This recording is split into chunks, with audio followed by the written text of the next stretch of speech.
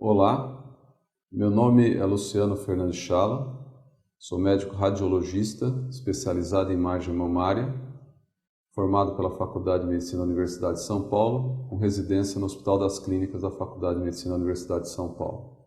Atualmente, sou médico assistente do grupo de mama do Instituto de Radiologia da Faculdade de Medicina da Universidade de São Paulo, do Instituto do Câncer do Estado de São Paulo e médico radiologista do Fleury Medicina Diagnóstica.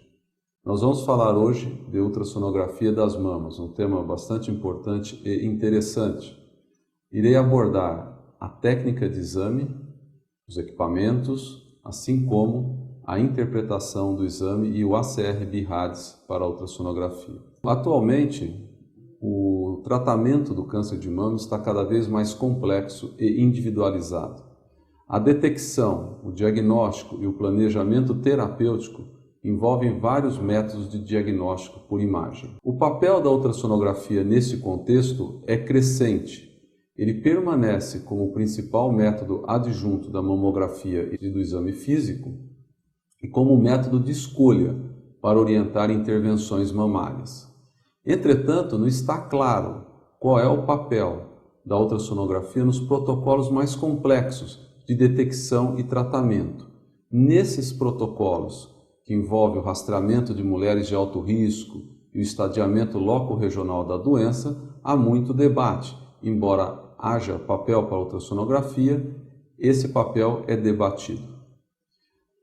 As indicações da ultrassonografia mamária são bastante amplas. Dentre as indicações clássicas, temos a diferenciação e caracterização de nódulos sólidos e cistos, a avaliação de alterações palpadas em mamas densas, como método inicial para avaliar mulheres jovens, gestantes e puérperas com alterações clínicas, é o método escolhido para pesquisar coleções em mastites e após cirurgias e biópsias, e o método de escolha, como já mencionei, para orientar procedimentos percutâneos mamários. A ultrassonografia também é um excepcional método para avaliar implantes. É hoje muito utilizada para avaliar lesões inicialmente detectadas pela ressonância magnética, quando recebe o nome de ultrassonografia second look.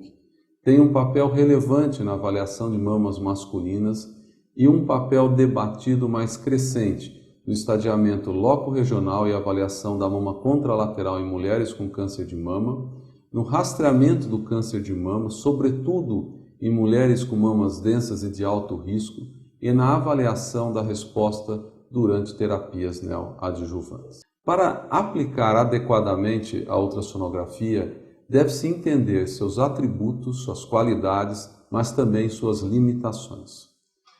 Grandes atributos da ultrassonografia e que justificam e estimulam o seu uso é a grande disponibilidade do método, o baixo custo relativo em relação a outros métodos de diagnóstico por imagem, o fato do exame ser em tempo real, que confere uma série de agilidades na execução do exame, uma ótima aceitação pelos pacientes e médicos, além de não ter quaisquer contraindicações ou riscos.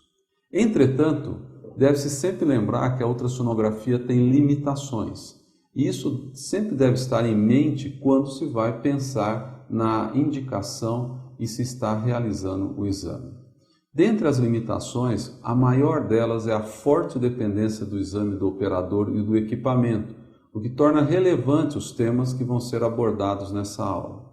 Também a falta de padronização em relação ao equipamento, a técnica de exame, critérios de interpretação e formas de documentação, que também serão abordadas nessa aula. Existem limitações que são de difícil transposição com os atuais equipamentos. A ultrassonografia é um método com baixa sensibilidade para a detecção de calcificações, mesmo sob orientação da mamografia.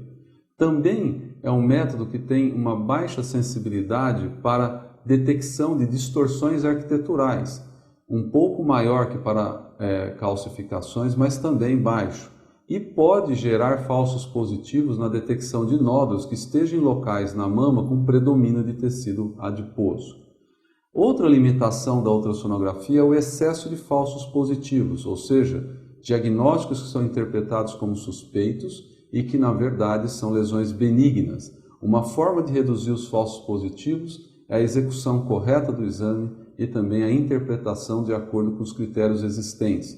Isso novamente reforça a importância dos termos que serão abordados nessas duas apresentações. Como evitar esses erros? O primeiro é reconhecer as limitações do método, como foi mencionado anteriormente. Não superestimar a técnica. É respeitar os pré-requisitos mínimos para a escolha do equipamento, ou seja, não realizar o exame com equipamentos considerados inadequados. Atenção à técnica e o ajuste dos parâmetros que influenciam a imagem, um item que vale para qualquer exame de ultrassonografia. É sempre dar atenção para a correlação com a mamografia, com ressonância magnética quando a paciente tiver feito, com ultrassonografias anteriores e com dados do exame físico, sejam eles fornecidos pelo médico ou, o que é mais frequente, pela própria paciente. Nunca negligenciar as informações clínicas da paciente. Utilizar terminologias de acordo com a padronização que é amplamente aceita, que é o BIRADS, e utilizar um padrão de laudo estruturado também que é indicado pelo BIRADS. E por fim, saber identificar os sinais de benignidade e malignidade, assim como, por incrível que pareça, o que gera alguma confusão para operadores menos experientes, as próprias estruturas normais da mama. A técnica de exame envolve vários itens. É importante saber que a detecção e a caracterização, ou seja, a interpretação das lesões mamárias é baseada em pequenas variações na escala de cinzas. Por isso é imperativo utilizar equipamentos e técnicas de exames apropriados, de forma que se obtenha uma resolução espacial e de contraste adequados. O uso de equipamentos não apropriados ou de uma técnica de exame inadequada acaba por resultar em escalas de cinza com variações muito amplas e dificulta a identificação e a caracterização das lesões e é uma das principais causas de erro na ultrassonografia mamária. Vamos começar pelo equipamento. E aqui a gente já vai ver alguns problemas quando se fala em ultrassonografia. A única exigência que se faz em relação ao equipamento é quanto ao transdutor. Esse transdutor deve ser linear, com banda larga e alta resolução. A frequência central deve ser maior ou igual a 10 MHz, ou seja, você não deve realizar ultrassonografia mamária com transdutores de 3,5 MHz, com algumas exceções. O tamanho do transdutor deve ser de 3,5 a 5 centímetros para facilitar o rastreamento da mama. Esse transdutor deve permitir um ajuste eletrônico das zonas focais e possibilitar uma penetração de até 4 ou 5 centímetros com boa resolução espacial e de contraste. Aqui se vê uma mama, onde se percebe a pele, o tecido mamário e a parede torácica, o músculo peitoral maior e as estruturas do arco costal. Repare que a espessura aqui é de 4,5 centímetros com uma boa resolução. Você consegue visualizar toda a profundidade da mama. Algumas vezes, esses transdutores de alta resolução devem ser substituídos por transdutores convexos, que são frequentemente utilizados para ultrassonografia abdominal, ou lineares com frequência maior, algumas vezes com frequência menor do que 7 MHz. Isso é feito em mamas muito grandes ou quando a lesão é muito extensa, mas há uma penalização. Você perde resolução de contraste e resolução espacial. Aqui um caso em que você percebe que com o transdutor linear adequado para a mama, a lesão era muito grande, extrapola o tamanho do transdutor e dificulta a sua mensuração. Foi utilizado então um transdutor convexo de 5 MHz, que é frequentemente empregado para exames de abdômen, e de forma que você consegue ver toda a lesão e assim fazer uma melhor mensuração. Então, a combinação da utilização desses dois transdutores permitiu não só a avaliação da lesão morfologicamente falando, assim como uma melhor mensuração dessa lesão. Existe, entretanto, alternativas ao uso de transdutores com menor resolução. Essas alternativas incluem imagens panorâmicas, imagem trapezoidal, que estão presentes hoje na maioria dos equipamentos que nós chamamos de high-end, né, os melhores equipamentos, ou o que é uma velha tática de dividir a tela e compor as janelas. Aqui você tem um extenso carcinoma papilífero, com a imagem panorâmica você consegue então visualizar toda a lesão e medi-la melhor. Nessa outra imagem, um lipoma em mama masculina, aqui na mamografia você vê o nódulo, e na outra sonografia foi utilizada a velha tática de dividir a imagem e compô-la, e assim permitindo uma mensuração melhor. E hoje, uma estratégia muito útil é usar a imagem trapezoidal. Aqui você tem um grande carcinoma ductal invasivo, com sinais de processo inflamatório, ou seja, era um carcinoma inflamatório da mama, e na outra sonografia você usa a imagem trapezoidal, que permite uma visualização mais completa da lesão. Mas reparem, a imagem trapezoidal não deve ser utilizada para rastreamento, porque a angulação dos elementos laterais do transdutor faz com que você perca resolução nas regiões laterais. Então, essa região lateral que está apontada aqui, ela tem uma menor resolução que na região central. Então, a imagem trapezoidal deve ser utilizada sobretudo para medidas de grandes lesões.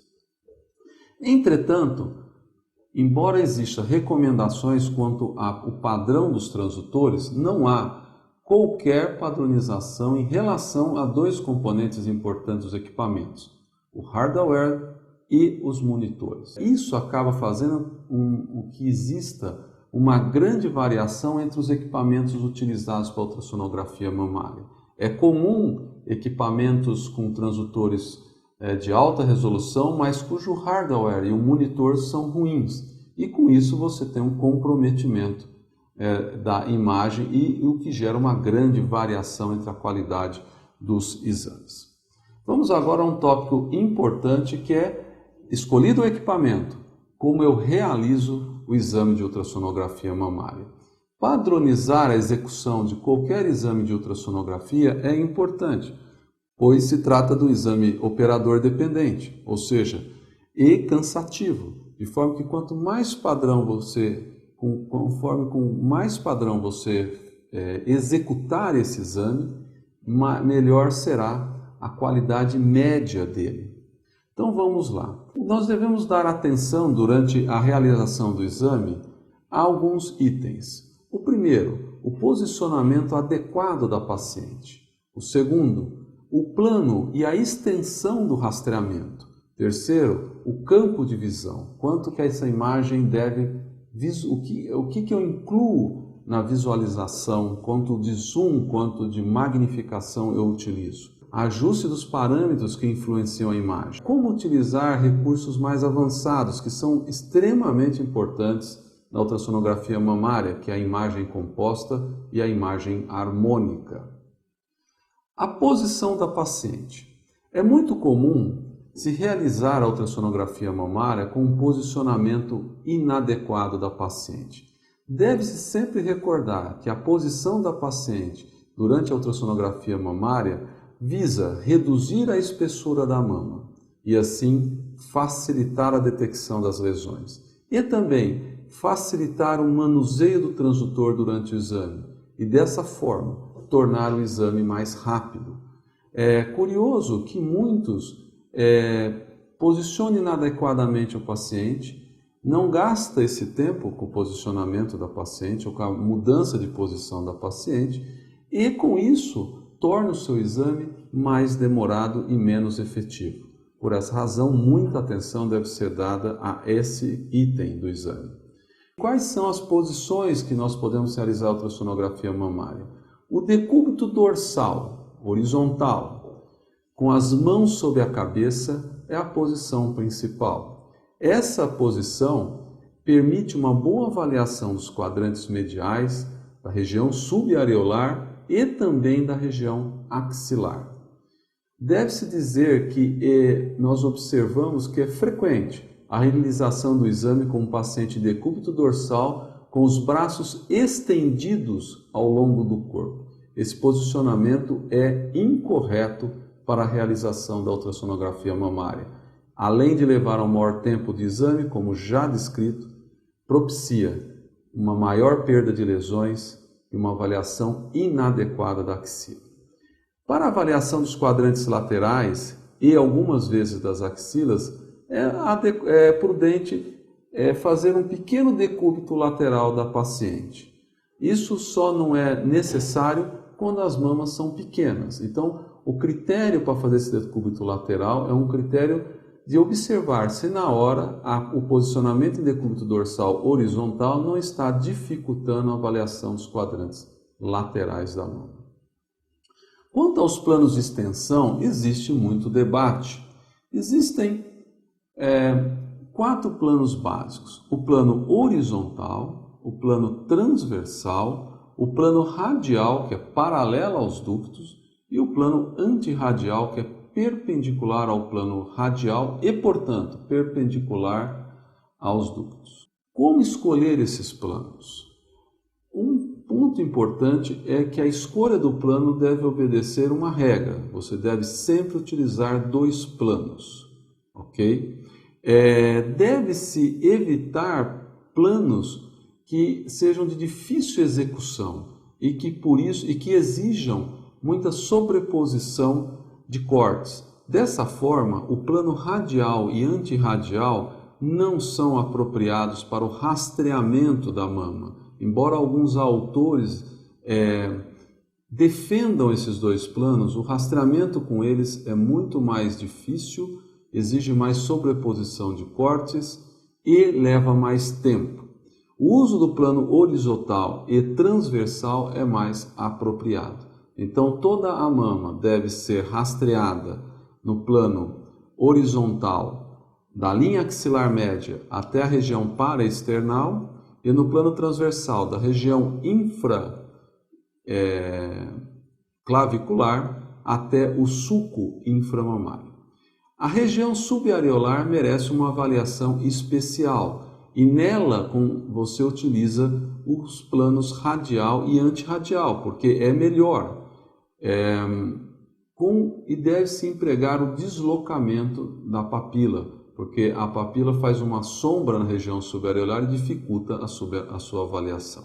A área de interesse, quando você identifica uma lesão, entretanto, ela deve ser avaliada em pelo menos 2 planos ortogonais. E quando você identifica uma lesão, aí sim o plano radial e antirradial é mais importante. Sobretudo o plano antirradial, que permite uma melhor avaliação das margens da lesão.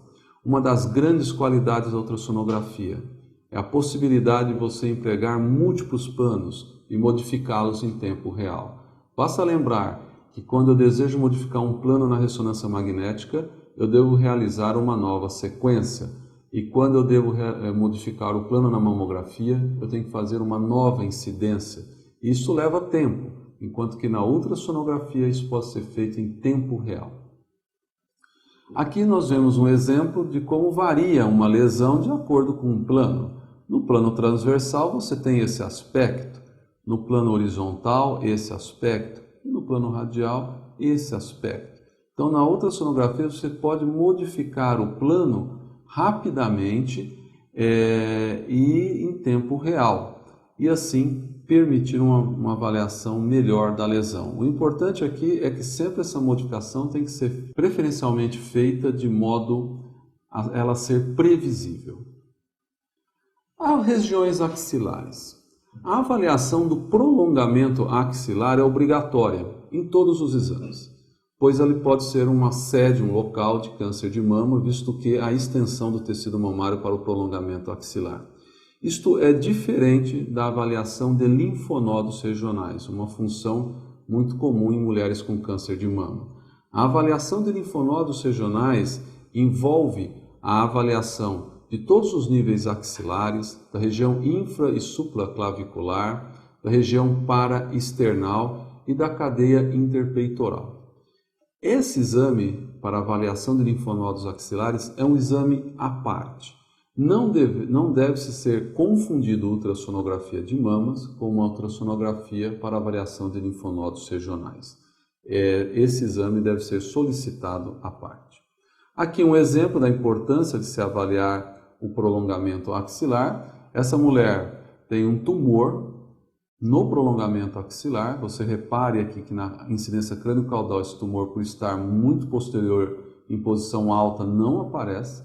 E aqui na incidência médio-lateral oblíqua você observa aqui o nódulo melhor evidenciado na incidência com compressão e magnificação. E aqui a lesão na ultrassonografia. Aqui a lesão está situada na ultrassonografia. Então, se não for avaliado essa área, esse tumor não seria visto na ultrassonografia. Quanto ao campo de visão.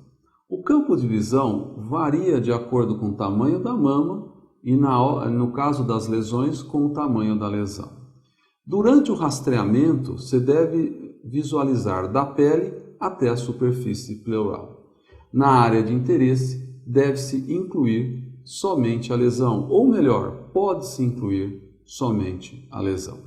Aqui um exemplo de bom campo de visão. Nesse exame de rastreamento se observa a pele, a camada mamária, aqui o músculo peitoral maior, o arco costal e a superfície pleural. Ou seja, esse campo de visão é o campo de visão apropriado durante o rastreamento. E aqui uma lesão mamária, um campo de visão que permite a visualização de toda a lesão mamária e de sua relação com as estruturas vizinhas. Quanto aos parâmetros que influenciam a imagem, eu gostaria de destacar 5 deles. O ganho geral, que é a amplitude dos ecos que retornam ao transdutor, o potencial de saída acústica, que é o acoustic power, o foco, o dynamic range e a escala de Simpson. Evidentemente, não existe uma padronização dita universal. Os equipamentos existem padrões que são colocados no equipamento, que via de regra são adequados para a maioria dos exames, mas você pode ajustar esses parâmetros de acordo com as suas necessidades, devendo-se evitar os extremos. Um exemplo de um ganho adequado, onde você observa um cisto com conteúdo anecogênico, e aqui um ganho exagerado, onde você vê que a imagem como um todo apresenta maior ecogenicidade e o cisto apresenta ecos no interior, que são artefatuais, mas com esse ajuste você poderia confundir essa lesão com um nódulo sólido ou com um cisto com debris. Então, o ajuste apropriado da lesão é importante para que se evite erros diagnósticos. O foco. O foco é muito importante porque ele tem uma forte influência na resolução espacial. Se utiliza de 2 a 3 focos, ou o que é mais comum atualmente, uma zona focal. O posicionamento do foco, como ele deve ser feito? Durante o rastreamento da mama, se sugere que ele fique no terço médio da mama. Agora, identificada uma lesão, se recomenda que o foco seja colocado na área de interesse, ou seja, na área da lesão, para melhorar a resolução espacial naquele local. Algumas vezes, lesões muito superficiais, sobretudo aquelas pequenas e próximas da pele, podem ficar acima da zona focal. Isso prejudica sua detecção e a caracterização, devido a artefatos e ao efeito de volume parcial. Dessa forma, a consequência disso é que lesões sólidas podem não ser identificadas, nódulos sólidos e cistos podem ser de difícil diferenciação, e cistos simples e cistos complexos podem ser confundidos um com o outro. Por isso é importante você posicionar a lesão na zona focal. Se o seu equipamento não permite que a zona focal seja posicionada perto da pele, se pode usar uma estratégia muito interessante, que é afastar o transutor da lesão, e dessa forma você posiciona a lesão na zona focal. Você pode afastar o transutor da lesão utilizando um afastador com espessura fixa, coxim de gel ou luva com soro fisiológico. Eu gosto muito de utilizar um colchim de gel para avaliar a mama, porque é mais fácil, permite uma variação da compressão e é suficiente na grande maioria dos casos. Aqui um exemplo do uso do colchim de gel. Você vê muito bem a pele, aqui um cisto sebáceo, você vê a pele envolvendo todo o cisto, e aqui essa área anecogênica com ecos no interior é o colchim de gel. Também há problemas quanto ao posicionamento do foco para lesões posteriores ou mamas muito grandes. Nessas mamas, em alguns equipamentos, a lesão pode ficar muito abaixo da zona focal durante o rastreamento, e isso associado à penetração insuficiente do feixe sonoro pode prejudicar a detecção e caracterização. Nesse ponto é muito importante a correlação com a mamografia, que via de regra permite uma boa visualização da região posterior nessas mamas, e um posicionamento posterior da zona focal também pode ajudar. Vamos falar agora um pouco da imagem composta e harmônica. São duas técnicas, duas formas de imagem ultrassonográfica. Qual que é a racional para o uso dessas duas formas de imagem ultrassonográfica? A racional é que a imagem no modo B apresenta artefatos que degradam a qualidade da imagem e pode dificultar a detecção e a caracterização de lesões. Portanto, essas formas de imagem ou essas formas de aquisição de imagem ultrassonográfica têm como meta eliminar esses artefatos e com isso contribuir para uma melhor detecção e caracterização das lesões mamárias. Elas hoje são recomendadas na ultrassonografia das mamas. No entanto, utilizá-las sem conhecer seus efeitos e limitações produz erro diagnóstico. Portanto, antes que se utilize essas imagens, antes que se passe a empregá-las no dia a dia, deve-se conhecer como elas são feitas, para o que ela é feita, quais são seus efeitos bons e ruins. A imagem composta, que em inglês é chamada de compound imaging e que nos equipamentos recebem vários nomes comerciais, como que ela é feita? A emissão de ondas com diferentes angulações, como você pode observar no esquema. Os ecos resultantes, ou seja, os ecos que retornam ao transutor, de todas essas emissões com diferentes angulações, são utilizadas para formar a imagem. Ou seja, ao contrário do modo B, onde você emite o eco, a onda sonora em linha reta e ela retorna em linha reta, aqui você tem ecos em diferentes angulações. Quais são os benefícios da imagem composta? Primeiro e grande objetivo é minimizar os artefatos. Ela atenua a granulação, reduz artefatos de reverberação e os efeitos acústicos posteriores, ou seja, a sombra e o reforço. Com isso, ela melhora a visualização de pequenas lesões, a avaliação das margens, a ecogenicidade, a visualização dos tecidos posteriores da lesão e também de calcificações. O problema aqui é que a imagem composta ela altera a textura habitual da imagem e atenua os efeitos acústicos posteriores, que é a sombra e o reforço, que são constantemente empregados como técnica, como critérios de avaliação e de detecção por um grande número de médicos, seja na mama, seja no rim. Isso explica por que ela é subutilizada. Ou seja, os médicos ultrassonografistas têm dificuldade, muitas vezes, de se acostumar com o novo padrão de imagem que lhe é fornecido e, por essa razão, preferem manter a imagem, o uso dos padrões usual, que é a imagem no modo B pura. Mas isso é mais uma questão de hábito, pois essa imagem composta ela traz uma significativa melhora na qualidade da imagem ultrassonográfica. Um cuidado que deve-se ter com a imagem composta é a movimentação muito rápida do transdutor. Como a formação é feita a partir de ecos emitidos em 12, via de regra em 12 angulações diferentes, a movimentação rápida pode causar um borramento da imagem e dessa forma prejudicar a avaliação. Portanto, você deve ter uma movimentação tranquila, pausada do transdutor durante o estudo ultrassonográfico. Aqui um exemplo. Olha o modo B, você percebe o nódulo com uma sombra acústica. Aqui a imagem com o seu granulado, você percebe que ela é mais granulada, um sinal ruído maior. Quando você coloca a imagem composta, repare aqui só como um adendo, o foco no posicionamento correto.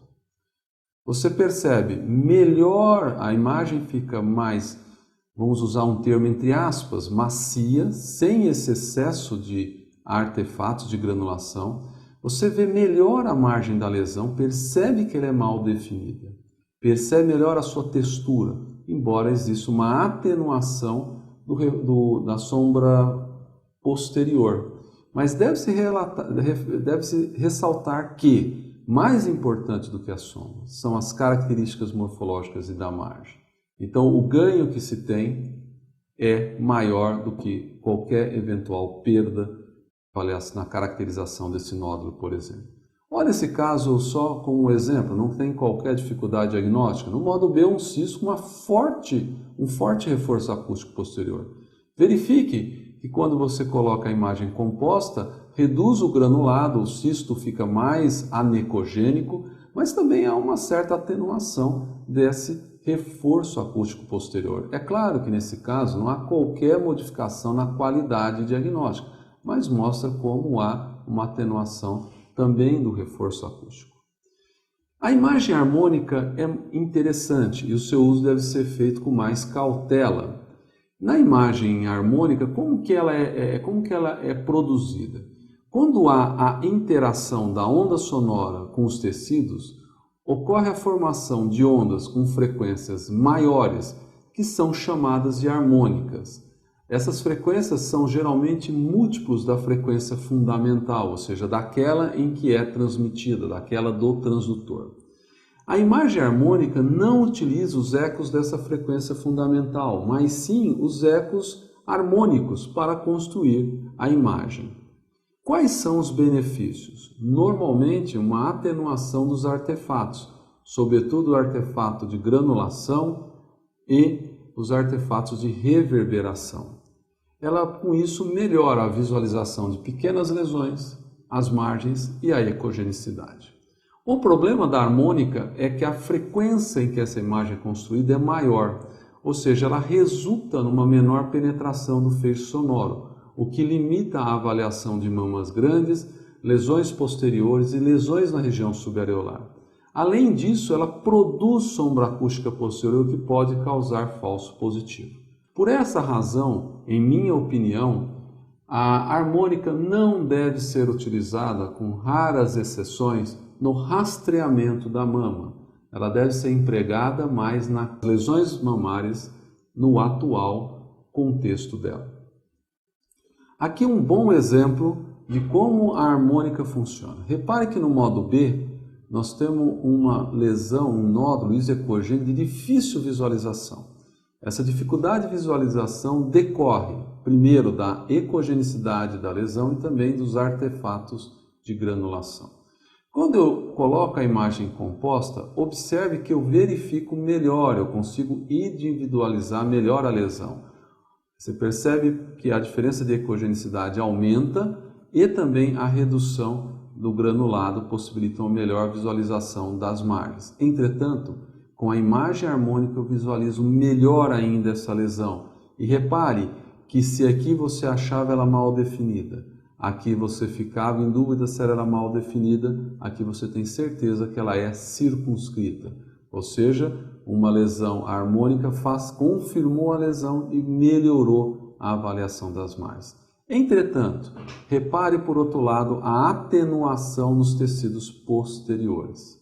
Por essa razão, a harmônica, novamente sob o meu ponto de vista, não deve ser empregada no rastreamento da mama, mas sim na avaliação das lesões que são detectadas. Olhe outro caso. No modo B, a lesão veio como um nódulo vertical, novo, como BIRADS 4.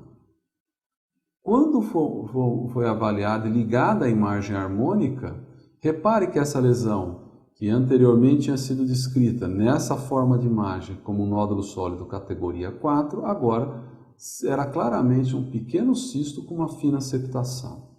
4, 2. Então, o uso adequado da imagem harmônica para a caracterização dessa lesão permitiu uma classificação adequada dela e evitou uma biópsia nessa paciente. Só como exemplo aqui, um cisto, repare na reverberação. Isso ocorre muito em implantes também e pode dificultar a avaliação de implantes. É a reverberação nessa interface entre líquido e região sólida. Quando você liga a imagem harmônica, praticamente se elimina todos os artefatos, se evita confundir isso com cisto com conteúdo espesso e no caso de nódulo de implantes, você pode melhor avaliar a parede do implante. Bom, feitas essas considerações em relação a equipamento e técnica de exame, vamos agora para a segunda parte dessa aula, que é a interpretação da ultrassonografia com ênfase no ACR-BIRADS. Os achados na ultrassonografia são caracterizados de acordo com critérios que estão descritos e ilustrados no ACR-BIRADS. Vamos falar um pouco da história e dos objetivos do ACR-BIRADS. Nos anos 80, nos Estados Unidos, houve um aumento no uso da mamografia. Com isso, começou a ser encontrado um grande número de laudos ambíguos. E esses laudos ambíguos, na época, foi considerado pela American Medical Association como um importante problema da mamografia. Ou seja, se tinha um aumento do uso, mas com relatórios inadequados. Em 1986, nesse período, atendendo a essa demanda, o American College of Radiology iniciou a elaboração da primeira edição do BIRADS para a mamografia, que foi publicada em 1993. A primeira edição do BIRADS, que foi feita apenas para a mamografia, contou com a participação ativa de importantes sociedades médicas americanas, como a própria American Medical Association, o FDA, o American College of Surgeons e o American College of Pathologists. Com isso, houve uma grande base de instituições na elaboração do ACR-BIRADS, o que explica a sua grande aceitação nos Estados Unidos, a sua qualidade e a sua posterior aceitação na maior parte dos países ao redor do mundo. O sucesso do BIRADS para a mamografia, combinado com o aumento do uso da ultrassonografia e da ressonância magnética, estimulou o American College of Radiology a elaborar a versão do BIRADS para a ultrassonografia e para a ressonância magnética. A primeira edição do ACR-BIRADS para a ultrassonografia e para a ressonância magnética foi lançada em 2003. Os objetivos do ACR-BIRADS são padronizar os termos e a estrutura do laudo. Com isso, tornar mais clara a comunicação dos resultados, tanto para o paciente quanto para o médico solicitante. Também o ACR-BIRADS tem como objetivo facilitar auditorias nos serviços e permitir a comparação entre estudos. Ou seja, a grande meta do ACR-BIRADS é funcionar como uma plataforma de comunicação e facilitar a comunicação entre os envolvidos em exames de imagem mamária. O ACR-BIRADS, entretanto, não é uma estrutura estática. Edições periódicas com inserções, exclusões, modificações e esclarecimentos são publicadas. Visam incorporar novas tecnologias e dados científicos que foram lançados. Atualmente, nós estamos na 4ª edição do ACR-BIRADS para mamografia, na 1ª edição para ultrassonografia e na 1ª edição para ressonância magnética, que foram lançadas em 2003. Agora, para o final de 2013, vai ser lançada a 5ª edição para a mamografia, a 2ª para a ultrassonografia e a 2ª para a ressonância magnética. Alguns dados dessa 2ª edição para a ultrassonografia já foram lançados, já foram publicados e apresentados em aulas, em congressos, e serão abordados nessa apresentação. O ACR-BIRADS é composto de vários itens, e por uma razão puramente didática, eu vou começar explicando as categorias de avaliação final, que são aqueles números que são colocados ao final do laudo. A inversão aqui é apenas por razões didáticas. A primeira categoria que consta no ACR-BIRADS é a categoria 0. O que significa a categoria 0? Significa que a avaliação está incompleta e que é necessário a avaliação adicional com métodos de imagem, para que você tenha uma conclusão final em relação a um achado e com isso passe a uma classificação final dessa lesão. Portanto, a categoria 0 não deve ser aplicada no caso da mamografia para mamas densas, não deve ser aplicada no caso da ultrassonografia para lesões que requerem biópsia. Tá? Ela deve ser aplicada na ultrassonografia quando você tem necessidade de uma mamografia que não foi feita, quando você precisa comparar com exames anteriores que não foram disponibilizados e que são necessários para que seja feita a categorização final. Essa é a categoria 0. Depois nós temos as 6 categorias que são consideradas categorias finais. A categoria 1, que indica um exame negativo, e a categoria 2, que indica um exame com achados ultrassonográficos benignos, ambas, em resumo, significam que aquele exame não tem nenhum sinal de malignidade e que essa paciente deve retornar para o seu rastreamento de rotina. Por que então existe a categoria 1 e a categoria 2? A categoria 2 foi criada para expressar um exame onde você encontra achados benignos e que você quer claramente explicitar isso. Portanto, um ultrassom com um cisto mamário é uma categoria 2 pela ACR-BIRADS. Na categoria 3 está um conjunto de lesões que apresenta a probabilidade de malignidade inferior a 2%. Para essas lesões, o segmento precoce é a conduta preferencial. Esse segmento é feito com intervalos de 6 meses até completar 2 a 3 anos, de acordo com o protocolo da instituição. A categoria 4 indica uma lesão suspeita, malignidade entre 2% e 95%. Para essas lesões, deve ser feita a investigação diagnóstica, que atualmente, via de regra, é feita pela biópsia ou, algumas vezes, até pela incisão cirúrgica. Mas, via de regra, se recomenda hoje a biópsia percutânea. Como a categoria 4, ela é uma categoria que inclui lesões com variadas possibilidades de malignidade, ela foi subdividida em 3 subcategorias. A categoria 4A, que inclui lesões com 2 a 10% de chance de câncer de mama. Categoria 4B, que inclui lesões entre 10% e 50% de chance de câncer de mama. E a categoria 4C, que inclui lesões com possibilidade de malignidade de 50% a 95%. Por fim, nós temos a categoria 5, que é a categoria que inclui lesões com alta suspeição de malignidade. São lesões acima de 95%.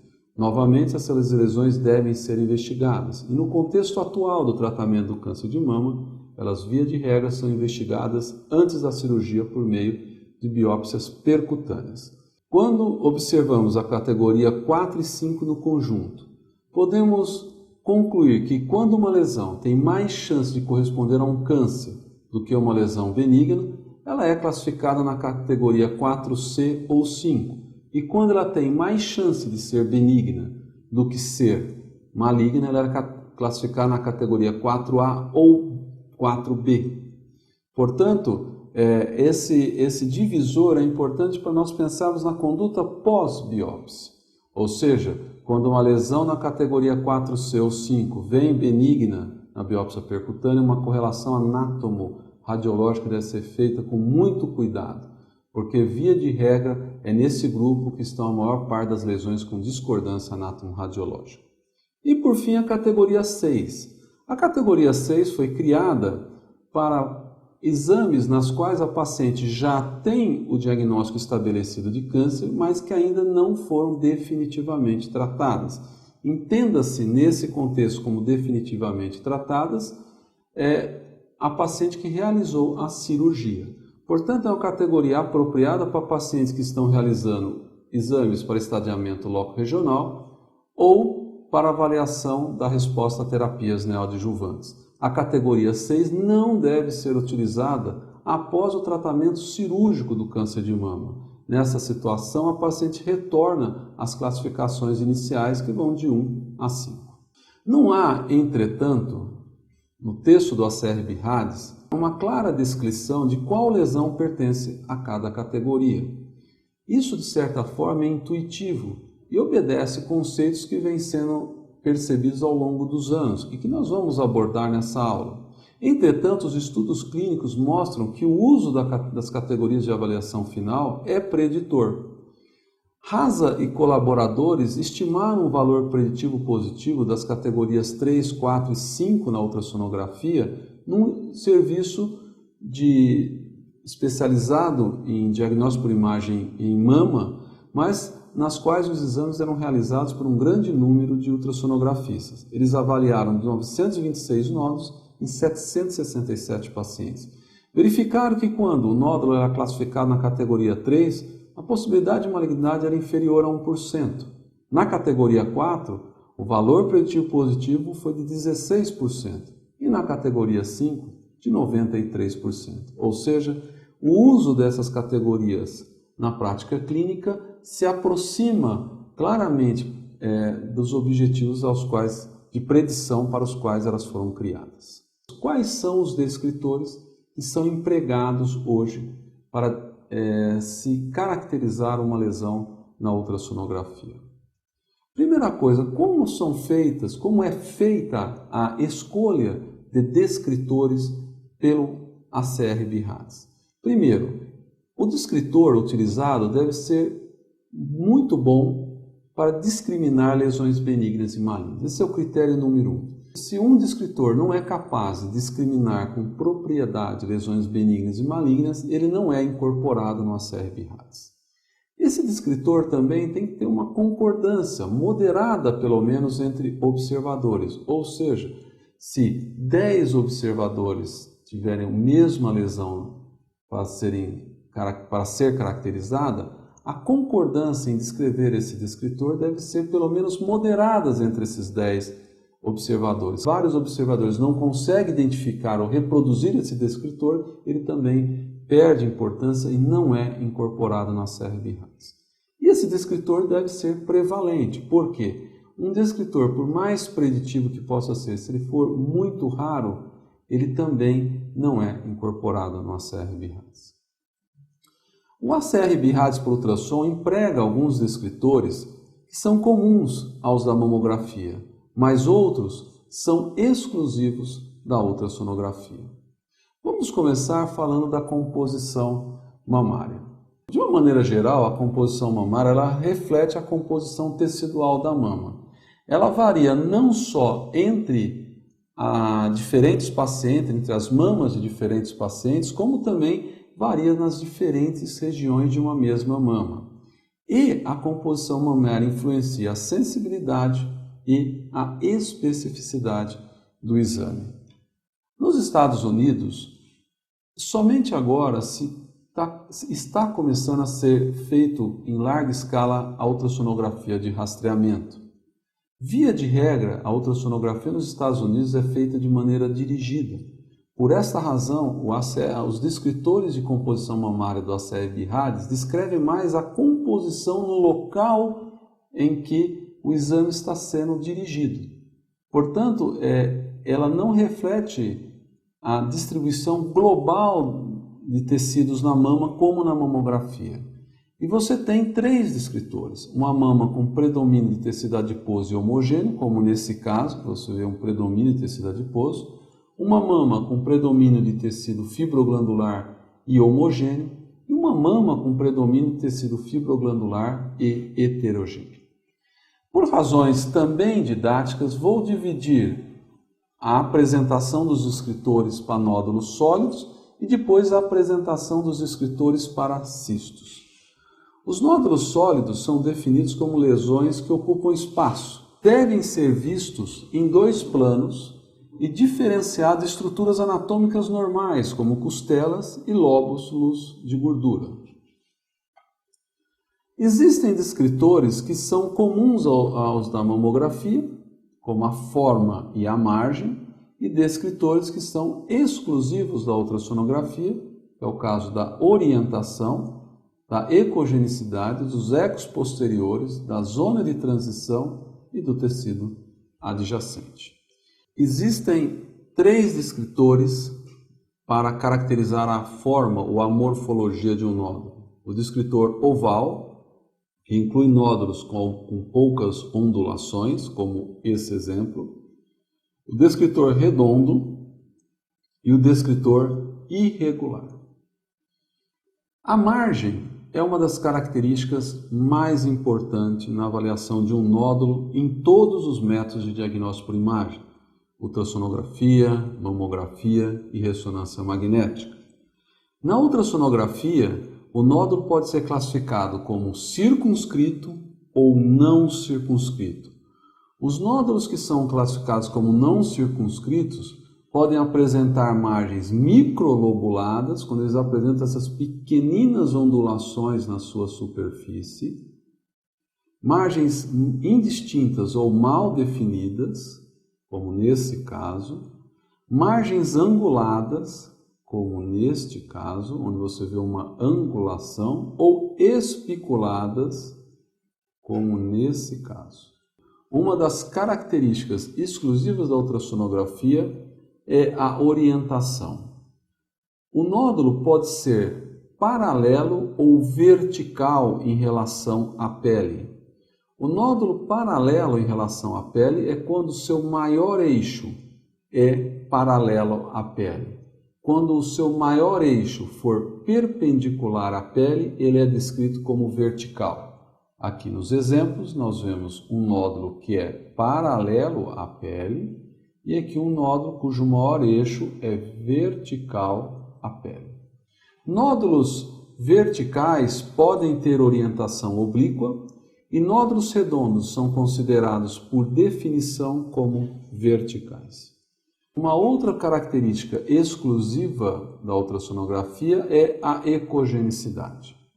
A ecogenicidade dos nódulos sólidos pode ser hiperecogênica, quando é maior do que o tecido adiposo adjacente, isoecogênica, quando ela é igual ao tecido adiposo adjacente, ou hipoecogênica, quando ela é inferior, ou ela é menor do que o tecido adiposo adjacente.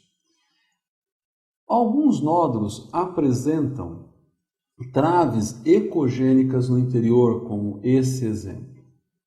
Essas traves constituem a representação ultrassonográfica de um descritor utilizado na ressonância magnética, que são os septos que não realçam. É importante reconhecer esses septos porque, além de ser uma característica benigna, muitas vezes os ultrassonografistas confundem isso com vários nódulos aglomerados e medem individualmente os nódulos. Além de tornar o exame mais difícil e mais demorado, fornece uma informação inadequada para o médico solicitante. Uma outra característica exclusiva da ultrassonografia são os ecos posteriores. Os ecos posteriores, eles refletem o grau de atenuação do feixe sonoro pela lesão. Quando ele é igual ao tecido adjacente, ele é chamado de eco posterior inalterado, ou seja, a lesão não produz nenhuma atenuação diferente das estruturas vizinhas. Quando o feixe sonoro passa com mais facilidade pela lesão do que pelos tecidos adjacentes, produz-se um reforço acústico posterior. Quando a lesão atenua o feixe sonoro mais do que as estruturas adjacentes, produz-se um reforço, uma sombra acústica. Quando a lesão produz uma atenuação maior do feixe sonoro do que dos tecidos adjacentes, é produzida uma sombra acústica. E você pode ter lesões que tenham combinações de diferentes padrões, como nesse caso, a combinação de reforço com ecos posteriores inalterados. Um outro descritor da ultrassonografia é a chamada zona de transição, que refere-se a como é o tecido entre o nódulo e o tecido mamário normal mais próximo. Essa transição pode ser abrupta, como nesses dois casos, ou seja, do nódulo para o tecido normal não existe nenhum tecido diferente, e nas transições abruptas você pode ter uma pseudocápsula, que é essa fina linha ecogênica circundando o nódulo, ou essa transição pode ter um halo, como nesse caso, aqui se percebe o nódulo e aqui um halo ecogênico entre o nódulo e o tecido normal. Os tecidos adjacentes, eles podem estar normais ou inalterados, como nesse exemplo, ou apresentar uma série de alterações, como alterações ductais, modificações no ligamento de Cooper, edema, como nesse caso, você vê um edema em torno da lesão, distorção arquitetural, como nesse caso, se percebe os ligamentos de Cooper convergindo para a lesão, retração e irregularidade cutânea, como neste caso, se percebe a lesão invadindo e retraindo a pele. Existem hoje critérios de benignidade e malignidade bem estabelecidos para os nódulos na ultrassonografia. É importante ter bem claro que a presença de apenas um sinal sugestivo de malignidade indica a necessidade de biópsia. Não precisa ter dois, basta um sinal de malignidade. A lesão deve ser classificada então na categoria 4 ou 5 e ser biopsiada. É uma equação simples. Quais são esses sinais de malignidade? A forma irregular, a orientação vertical, a presença de margens não circunscritas, seja qual margem for. A diferença é que, se a margem for especulada, a chance de malignidade é maior do que se a margem for mal definida, mas ambas têm que ser biopsiadas. A presença de sombra acústica posterior é um sinal sugestivo de malignidade. Por essa razão, deve-se ter muita atenção durante a execução do exame para que não se produza sombras acústicas artefatuais por erro de manipulação do equipamento, o que é muito comum. A presença de halo ecogênico é um sinal sugestivo de malignidade e a presença de alterações nos tecidos adjacentes. Então, a presença de qualquer um desses sinais indica a necessidade de se fazer uma biópsia. Existem critérios que sugerem benignidade. A forma oval ou macrolobulada, a orientação paralela, a presença de margens circunscritas, a interface abrupta e tecidos adjacentes normais. A diferença aqui é que para um nódulo ser considerado provavelmente benigno e, portanto, ser acompanhado e não biopsiado, não basta ter um critério de benignidade, você tem que ter todos os critérios de benignidade. Ou seja, o nódulo tem que ter forma oval ou macrolobulada, e margem circunscrita, e orientação paralela, e interface abrupta, ele tem que ser iso-hipoecogênico e ter ausência de sombra acústica posterior, não ter microcalcificações, não ter alterações no tecido adjacente. Então, um nódulo, para poder ser acompanhado e não biopsiado, tem que ter um conjunto de achados, enquanto que um nódulo, para ser biopsiado, basta que tenha um achado suspeito. Isso expressa o rigor que se tem para se escolher um nódulo para ser acompanhado. Aqui se observa uma série de nódulos que preenchem critérios de provável benignidade. São nódulos, nesse caso, circunscrito oval, se pode também descrever como macrolobulado, interface abrupta, tecido adjacente, paralelo. Características similares a esse, que a única diferença é que tem essa pseudocápsula, ou a esse, que a única diferença é que tem essa trave ecogênica. Uma série de autores já estudaram a possibilidade de malignidade desses nódulos. Um desses autores foi Graf, que mostrou, estudando 448 nódulos com características benignas em 409 mulheres, o valor preditivo negativo foi de 99,8%. Ou seja, a chance de malignidade de um nódulo com essas características é inferior a 0,2%. Ou seja, bastante abaixo do limiar aceito para as lesões provavelmente benignas, que é 2%. Vamos agora conversar sobre cistos. Não há no BIRADS nenhuma seção dedicada aos cistos. E seus descritores estão distribuídos por diversas seções do BIRADS. Eu condensei a descrição de cistos no BIRADS nessa seção da aula. Tradicionalmente, os cistos são descritos como simples ou complexos. Essa classificação, ou seja, esse grupo de cistos complexos usando essa classificação, abarca um grupo muito grande de etiologias, é um grupo bastante heterogêneo, o que torna a conduta bastante complicada. Ao longo do tempo, a conduta em relação a esses cistos foi cada vez mais sendo baseada em características específicas de cada cisto, o que motivou uma nova classificação, essa baseada no ACR-BIRADS, nas quais os cistos são classificados em cistos simples, cistos cutâneos ou subcutâneos, cistos com Deblis, que é em inglês complicated cyst, aglomerados de microcistos, nódulos ou cistos complexos, que eu vou descrever um por um ao longo dos próximos minutos. Os cistos simples, o que caracteriza os cistos simples? O conteúdo anecogênico. Também é necessário que se observe um reforço acústico posterior. As margens, via de regra, serão circunscritas, não tem outra alternativa, elas devem ser circunscritas, e a forma pode ser oval, redonda ou lobulada. Mas o centro aqui é a presença do conteúdo anecogênico com reforço acústico posterior. Os cistos simples apresentam algumas variações. A primeira delas é o cisto com fina septação. Deve-se ter bastante tranquilidade na interpretação desses cistos. Essas finas septações não aumentam o risco de malignidade do cisto.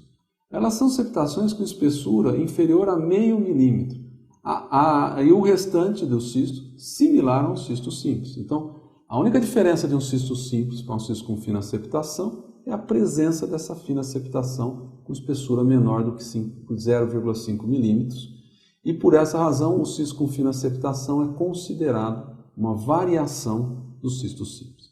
Outra variação do cisto simples são os cistos com múltiplas finas septações.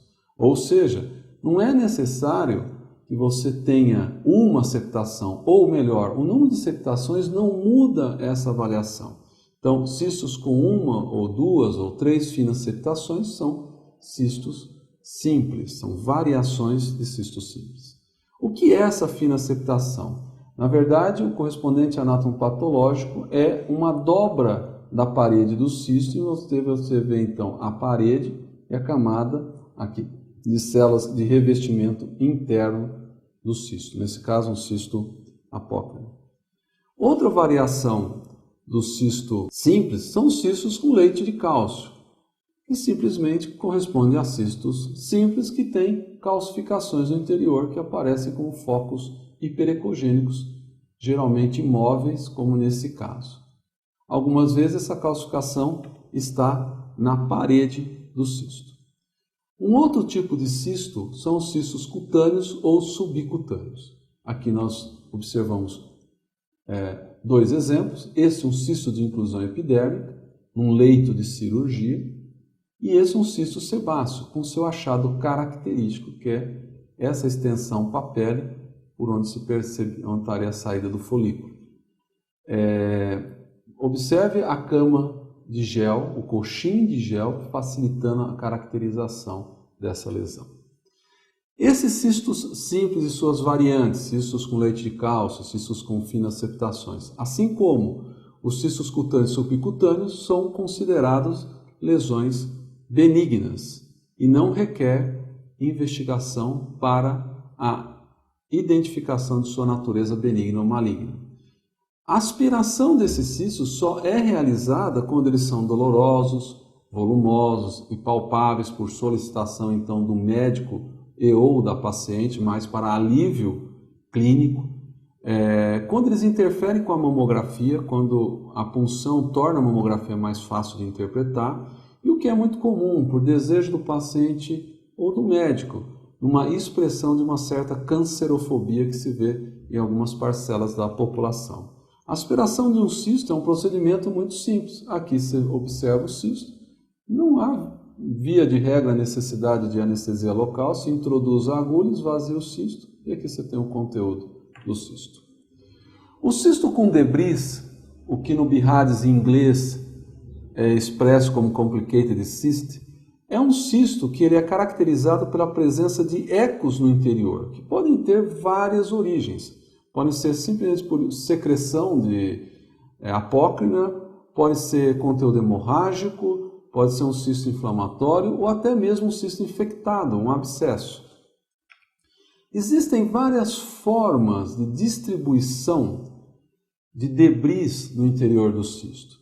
Esses debris podem estar distribuídos de forma difusa, como nesses dois casos, só que nessa distribuição é difusa, homogênea e mais compacta, enquanto nessa distribuição, embora difusa, ela é mais granulada e muitas vezes, nesse caso, esses debris se movimentam com o eco sonoro, que é uma força mecânica.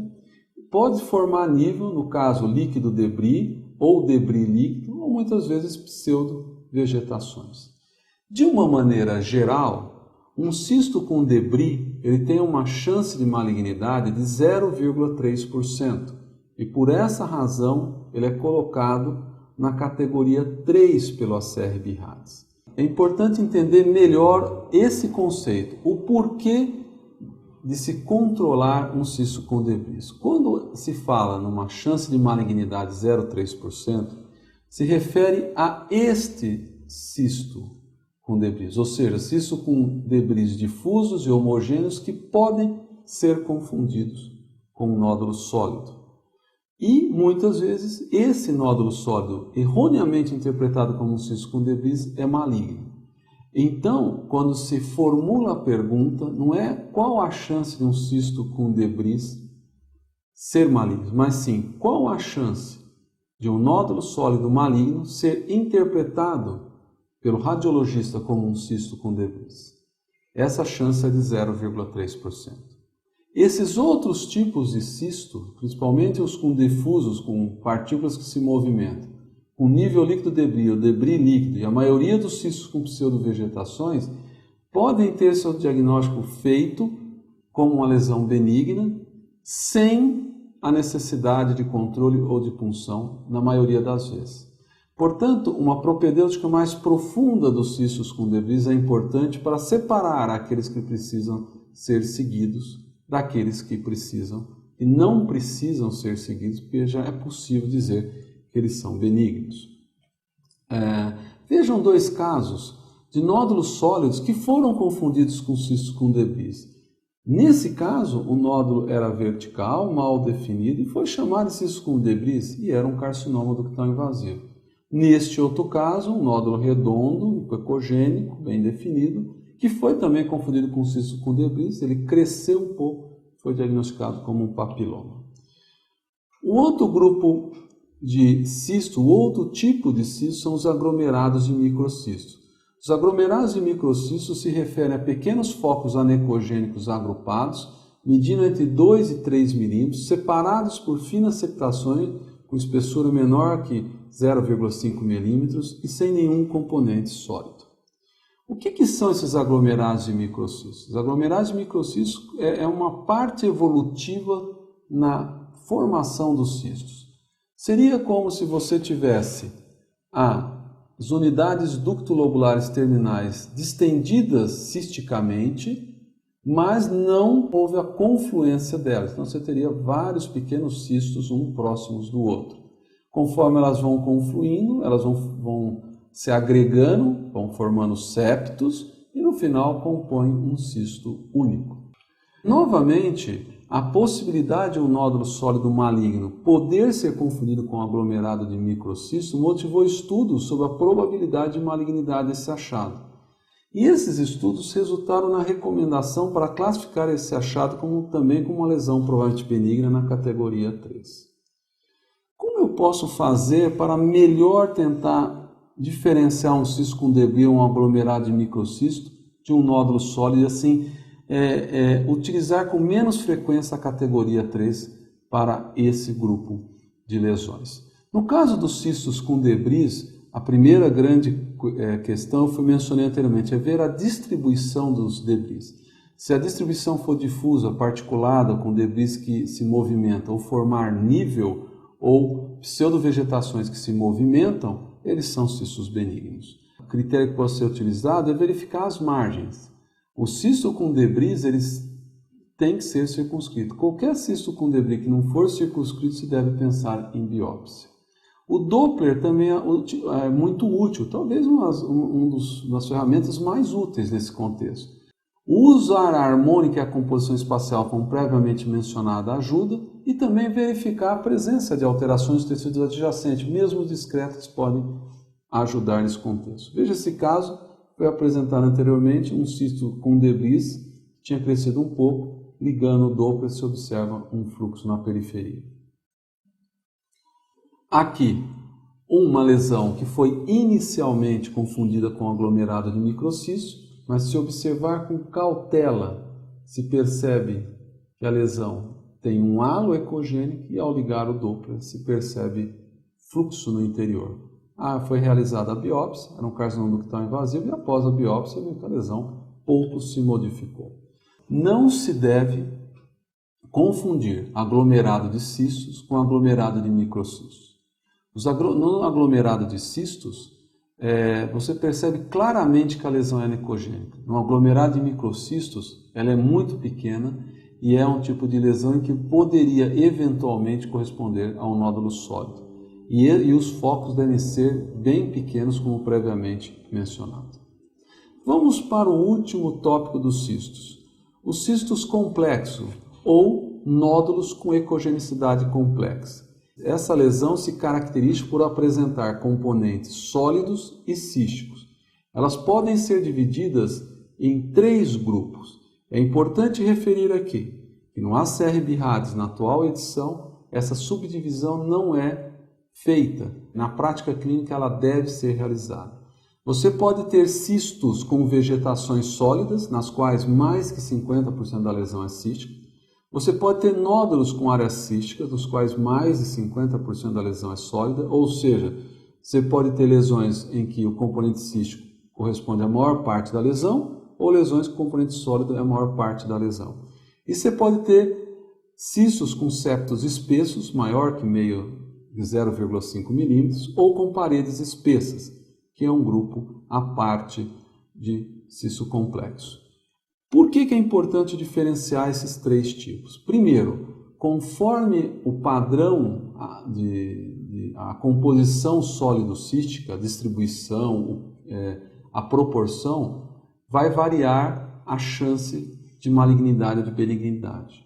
E também isso influencia na escolha da técnica de biópsia. Então, esse grupo de lesões como um todo tem taxas de malignidade de 23% a 50%. Por essa razão, esse grupo de lesões deve ser biopsiado. É importante referir que é muito mais provável que esse tipo de lesão corresponda a um câncer de mama, ou esse tipo de lesão, do que esse tipo de lesão. Portanto, no futuro, provavelmente, essa subclassificação que eu mencionei anteriormente para os cistos / nódulos complexos vai ter interferência na forma de biópsia e também na probabilidade de malignidade. Aqui nós observamos um nódulo com pequenas áreas císticas, quer dizer, por definição um nódulo com ecogenicidade complexa, embora ele seja predominantemente sólido. Aqui nós observamos uma lesão que tem a maior parte dela é cística, mas há um grande componente sólido. Aqui uma lesão que tem também uma área cística grande, mas um componente sólido maior. Aqui um nódulo que também é mais sólido do que cístico. E aqui uma lesão que era um carcinoma, mas que ela era predominantemente cística. A área sólida era esse septo espesso e essa parede espessa irregular. Do ponto de vista do BIRADS, todas essas lesões, embora diferentes entre si, seriam descritas como nódulos com ecogenicidade complexa.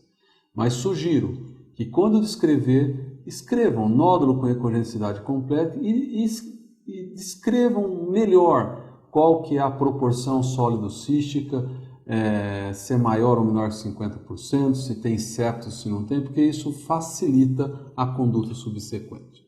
Aqui um caso de um nódulo, um cisto com ecogenicidade complexa, na qual eu fiz a punção da área cística, veio sangue, depois a biópsia da área sólida, veio um carcinoma papílife.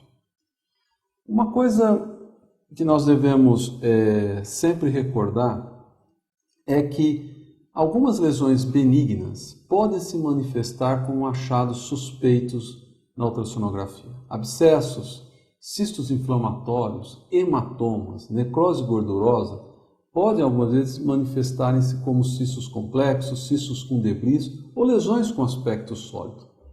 Muitas vezes o contexto clínico permite inferir que o mais provável é uma lesão desse tipo. E algumas vezes o contexto clínico permite afirmar que é uma lesão benigna, mesmo que o aspecto ultrassonográfico seja suspeito. Por essa razão, a correlação com a mamografia, com o exame físico, quando se tem sobretudo um cisto complexo ou uma lesão com debris, é importante, visando excluir essas lesões benignas. Então, aqui um exemplo. Essa lesão, na ultrassonografia, tem todo o aspecto de uma lesão suspeita. Ela é hipercogênica, tem um aspecto sólido, tem um halo, as margens não são circunscritas, tem umas microlobulações, tem uma certa sombra acústica posterior. Mas essa era uma área de biópsia cirúrgica prévia, por câncer de mama. É importante nesse contexto correlacionar com a mamografia. E a mamografia mostra claramente que se tratava de uma necrose gordurosa, ou seja, ultrassom BIRADS 4, mas a correlação permite afirmar inequivocamente que isso é uma lesão benigna, é um BIRADS 2. Portanto, nesses contextos, cirurgia, processo inflamatório, deve-se olhar com cautela essas lesões antes de indicar a biópsia exclusivamente pela ultrassonografia. Aqui um outro exemplo, um nódulo com ecogenicidade complexa, não circunscrito, que em qualquer outro contexto clínico seria suspeito, mas nesse não. O paciente tinha feito a exérese de um fibroadenoma. E novamente, a correlação com a mamografia mostra um cisto oleoso com a parede fibrosa e aqui o marcador do local da cicatriz. Evidentemente, conforme a experiência aumenta e você vê uma lesão dessa no ultrassom logo abaixo da cicatriz, você automaticamente pensa numa necrose gordurosa. E isso pode ser e deve ser confirmado com uma mamografia, que na maioria dos casos é patognomônico. Aqui um caso de que veio um cisto com debris, de crescimento rápido, com edema ao lado, foi classificado como BIRADS 4 numa paciente que tinha amamentado há 1 ano. Mas a simples correlação com a ultrassonografia permitiria dizer que era um nódulo radiotransparente, como vocês já foram informados na aula do Dr. Nestor de Barros. O nódulo radiotransparente composto por gordura. Nesse contexto clínico, a gente já sabe que a lesão é benigna, mas levando o antecedente de amamentação, a possibilidade de uma galactocele, ou seja, é uma lesão BIRADS 2. E a decisão de puncionar ela foi mais para alívio sintomático do que para diagnóstico, ou seja, não é um BIRADS 4, mas sim um BIRADS 2. A punção resultou na aspiração de leite nessa mama. E aqui um caso mais simples, mais trivial. A paciente tinha realizado uma biópsia percutânea há um mês, sentia a mama endurecida, se percebia uma formação cística com ecos no interior no local da biópsia. Era um hematoma pós-biópsia, ou seja, uma lesão benigna. Calcificações. A ultrassonografia é limitada para detectar calcificações benignas e malignas. A sensibilidade é baixa mesmo sob orientação da mamografia. Su e colaboradores verificaram uma sensibilidade de 23% mesmo sob orientação mamográfica. Isso decorre da resolução espacial, que é insuficiente para detectar e também para caracterizar as calcificações, apesar dos avanços tecnológicos recentes. Apesar disso, o BIRADS propõe, quando essas calcificações são vistas na ultrassonografia, alguns descritores. Microcalcificações, quando é foco hiperecogênico, e essas micro podem estar fora de nódulos, como nesse caso, ou no interior de nódulos, e macrocalcificações, como nesse caso, são calcificações grandes, que muitas vezes são forte sombra acústica posterior, aqui você vê a correlação mamográfica. No ACR BIRADS existe um grupo de achados que são classificados como casos especiais por reunirem características específicas. Alguns desses eu já abordei quando eu descrevi os cistos cutâneos e subcutâneos, já foram abordados os cistos, os complicated cysts, os aglomerados de microcistos, ou seja, a maioria das lesões císticas estão nesses casos especiais. Mas existem outros descritores que estão nesses casos especiais. As alterações cutâneas com desistentes, corpos estranhos, linfonodo intramamário, linfonodo axilar, lesões intraductais e distorções arquiteturais estão nesse grupo especial. Vamos falar um pouquinho do Doppler, da vascularização. A gente tem que lembrar que, atualmente, o Doppler em cores, seja o Power Doppler em cores, com uso ou não do contraste intravenoso, ele tem um papel marginal na caracterização entre lesões benignas e malignas. Ele desempenha uma ferramenta acessória muito útil no dia a dia, na diferenciação de nódulos sólidos e cistos com debris, na avaliação de lesões intraductais, mas ele não deve ser utilizado para a diferenciação benigna e maligna, sobretudo quando é o único critério, sob o risco de muitos falsos positivos. Apesar disso, é intenso o estudo da aplicação do modo Doppler em cores e Power Doppler na ultrassonografia mamária, incluindo, mais recentemente, o uso do contraste endovenoso. Ou seja, esse é um capítulo que está sendo escrito, mas nesse momento não se deve utilizar do Doppler isoladamente para indicar uma biópsia. O BIRADS faz uma classificação qualitativa. Ele não inclui nenhuma classificação quantitativa na avaliação do modo Doppler em cores nos nódulos mamários. Você tem, nessa classificação simples, Doppler não avaliável, fluxo ausente e fluxo presente. Quando o fluxo é presente, ele pode ser no interior, na periferia ou em ambos. Aqui nós vemos um fluxo ausente, fluxo na periferia do nódulo, fluxo no interior do nódulo e intenso fluxo na periferia e no interior. É evidente que, do ponto de vista de estudo, uma série de características podem ser estudadas. Características hemodinâmicas, velocidade de fluxo, índices de resistência, índices de pulsatilidade, característica dos vasos, tortuosidade, shunts, tudo isso são critérios que são estudados para a avaliação dopplerfluxométrica dos nódulos mamários.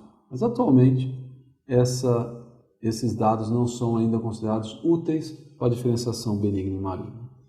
Quais são os critérios sugestivos de malignidade? A hipervascularização, presença de 2 ou mais polos vasculares, vasos irregulares e tortuosos, vasos centrais, elevada velocidade de pico sistólico e pulsatilidade. Os critérios sugerem benignidade, a vascularização pouco intensa, vasos periféricos, escassez de vasos centrais e um polo vascular. E, novamente, o Doppler deve ser utilizado com muita cautela para se indicar ou contraindicar uma biópsia mamária. Para finalizar, um tema de grande importância. Simples, mas de grande importância.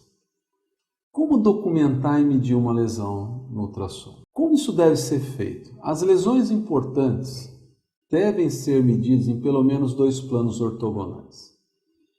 Todo nódulo sólido é uma lesão importante. Não é necessário medir todos os cistos simples. Não é necessário, basta referir o maior ou os mais importantes, como o doloroso, o que aparece na mamografia.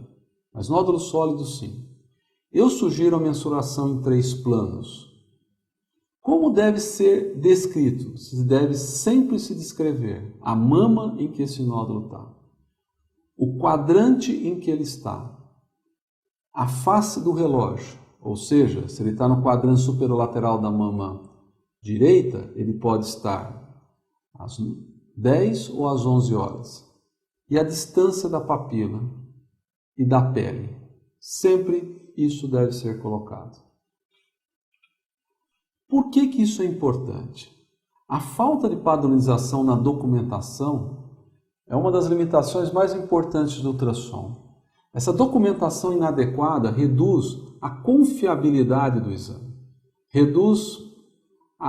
limita as futuras comparações. A documentação de todos os achados importantes, sejam eles normais ou anormais, deve ser feita.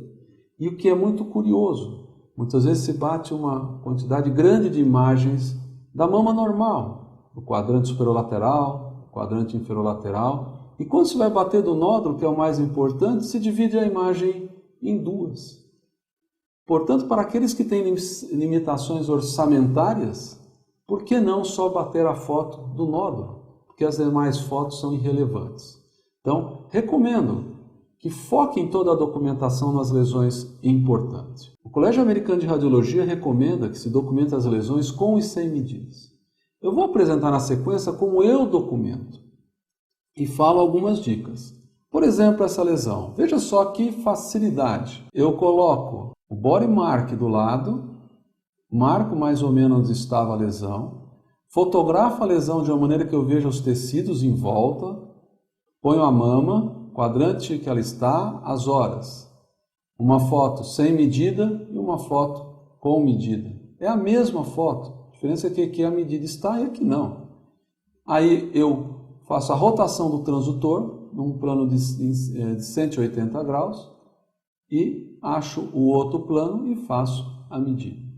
Veja, fazendo dessa forma, documentando dessa forma, a próxima pessoa que for fazer o exame, ou o médico que recebe o exame, facilita a comparação e dá mais confiança na qualidade desse exame, pois é isso que o médico vai ver. Para finalizar, o novo ACR-BIRADS. O que virá nesse novo ACR-BIRADS? Até o momento, o que se sabe é que permanecerão inalteradas categorias mais importantes de descritores, que é a forma, a margem e a orientação. Serão inseridas seções de anatomia, lesões císticas que foram abordadas, conforme foram abordadas nessa apresentação, e efeitos da técnica na qualidade da imagem, que também já foram abordadas nessa apresentação. Serão feitos esclarecimentos sobre a margem e a zona de transição, provavelmente com a colocação do halo ecogênico na categoria das margens, a inserção de distorção arquitetural, uma nova categoria para vascularização que eu já mencionei, e uma possível inclusão da elastografia, que está sob discussão. Também serão incluídos um item para achados associados, que eu descrevi nos nódulos. Portanto, muitas dessas novas modificações são coisas que já são empregadas na prática clínica, só serão inseridas ou reorganizadas. E a grande parte delas já foram abordadas nessa aula. Espero que vocês tenham proveito. Muito obrigado.